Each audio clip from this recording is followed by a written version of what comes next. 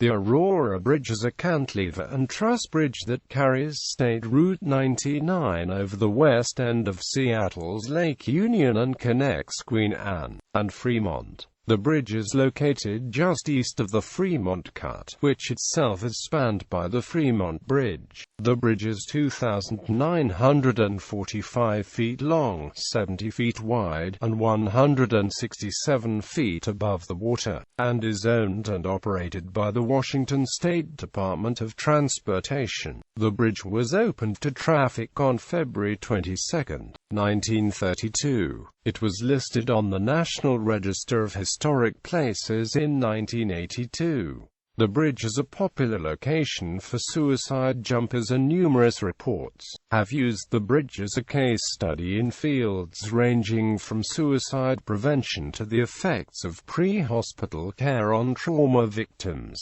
In 1998, a bus driver was shot and killed while driving over the bridge, causing his bus to crash and resulting in the death of one of the passengers. In 2015, 5 people were killed and 50 were injured when an amphibious duck tour vehicle crashed into a charter bus on the bridge in an accident that also involved 2 smaller vehicles. Design: the bridge is 2,945 feet long, 70 feet wide, 167 feet above the water, and is owned and operated by the Washington State Department of Transportation. There are 2 V-shaped cantilever sections supporting the bridge deck, each 325 feet long, balanced on large concrete pilings at opposite sides of the ship canal, which serve as the 2 main supporting anchors. Some 828 timber piles were driven for the foundation of the south anchor and 684 piles for the north. They range in size from 110 to 120 feet and rest 50 to 55 feet below the surface of the water.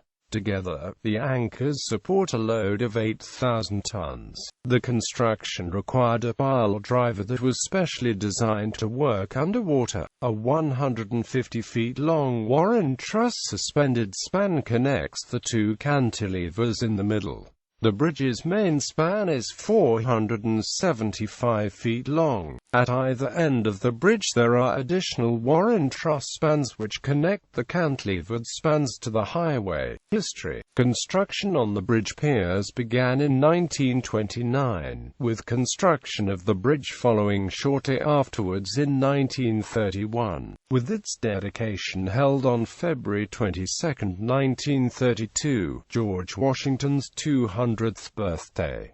It opened to traffic the same day. The bridge was the final link in what was then called the Pacific Highway, which ran from Canada to Mexico. The bridge crosses the Lake Union section of the Lake Washington Ship Canal, and, unlike earlier bridges across the canal, the height of the Aurora Bridge eliminated the need for a drawbridge. The Seattle City Council voted to build connecting portions of the highway through the Woodland Park Zoo, a decision which generated considerable controversy at the time. It was designed by the Seattle architectural firm Jacobs and Amp Ober, with Ralph Ober as the lead engineer on the project.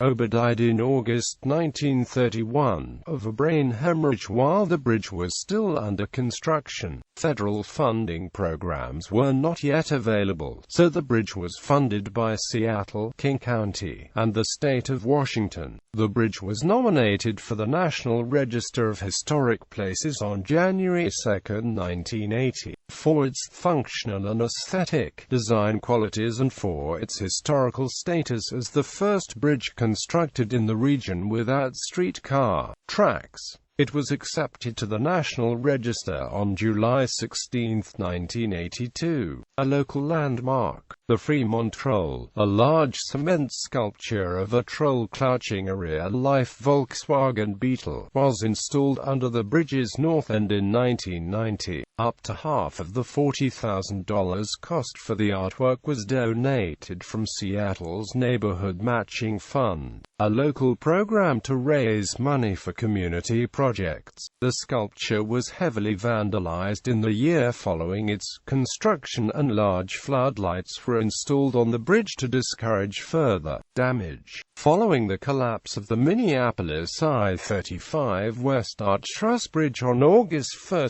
2007, the Washington State Department of Transportation was directed to perform inspections of all steel cantilever bridges in the state that used gusset plates in the design, including the George Washington Memorial Bridge. The bridge had earlier been certified as structurally sound with no serious deficiencies detected. In 2007, the Federal Highway Administration National Bridge Inventory found the bridge to be functionally obsolete. The bridge was given a sufficiency rating of 55.2% and evaluated to be better than minimum adequacy to tolerate being left in place as is. Its foundations and railings met the acceptable standards and no immediate corrective action was needed to improve it. The George Washington Memorial Bridge underwent extensive seismic retrofitting from 2011 to 2012 at a cost of $5.7 million US dollars. Accidents and incidents. On November 27, 1998, King County Metro driver Mark McLaughlin, the driver of a southbound Route 359 express articulated bus, was shot and killed by a passenger, Silas Cool, while driving across the bridge. Cool then shot himself as the bus veered across two lanes of traffic and plunged off the bridge's eastern side onto the roof of an apartment building below. Herman Lee Belt, a passenger on the bus, later died of injuries he sustained in the crash. A service for McLaughlin was held on December 8, 1998, at Kyrena in Seattle. Numerous state and county officials and over 100 transit drivers attended the service, which included a procession of over 80 Metro buses and vans. Metro retired the number 359 as a route designation and replaced it with Route 358 in February 1999, as part of a restructure of service on Aurora Avenue. On February 15, 2014, Route 358 was retired and replaced with the Rapid Ride line. According to estimates from the Washington State Department of Transportation, repairs to the bridge cost over $18,000. Medical claims from the victims against King County amounted to $2.3 million. On September 24, 2015, 5 people were killed and 50 were injured when an amphibious duck tour vehicle crashed into a charter bus on the bridge in an accident that also involved 2 smaller vehicles. According to a representative from the Chinese consulate, all of the students were foreign-born. The students all attended North Seattle College and were on the way to Safeco Field for new student orientation. One witness reported that it appeared as though the duck boat veered into the oncoming bus after crossing the center line. Some blame for the accident was placed on the narrowness of the 57-foot wide bridge deck, which has 9.5-FOT wide lanes, and the lack of a median barrier to separate the two directions of traffic. There have also been some calls to reduce the number of lanes in order to widen lanes, although early reports indicated that a mechanical failure of the duck tour vehicle's front axle may have also been a major factor in the crash. Suicides. The bridge's height and pedestrian access make it a popular location for suicide jumpers. Since construction, there have been over 230 completed suicides from the bridge, with nearly 50 deaths occurring in the decade 1995 to 2005.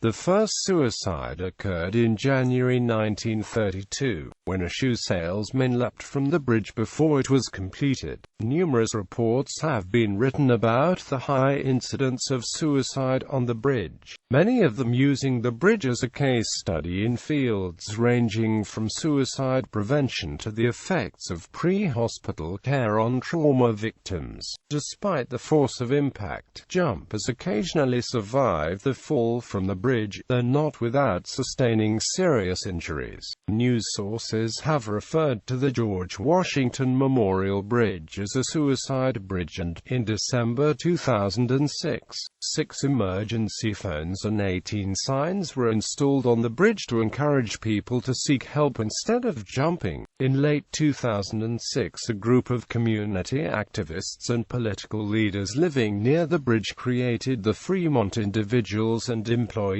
non-profit to decrease suicides, the primary focus being the installation of a suicide barrier on the bridge. In 2007, Washington Governor Christine Gregoire allocated $1.4 million in her supplemental budget for the construction of an 8-foot-high suicide prevention fence to help reduce the number of suicides on the bridge. Construction of the fence began in spring 2010 and was completed in February 2011, at a total cost of $4.8 million.